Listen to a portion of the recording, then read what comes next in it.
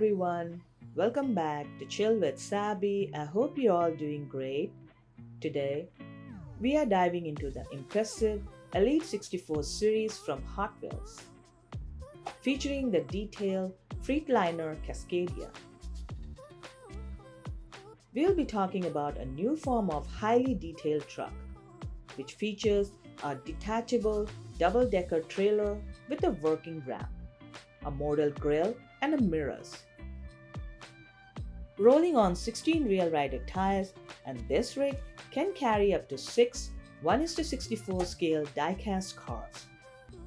Plus, it packaged in full color box with a protective foam insert which arrives in pristine condition, which is going to launch on November 14, 9 a.m. Pacific time for $50. With such attention to detail, I think the price is more than reasonable.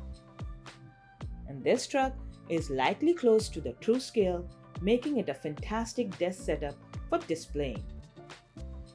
Although Hot Wheels produces a significant number of Elite 64 models, making it a relatively easy to obtain, this one is predicted to be a top seller.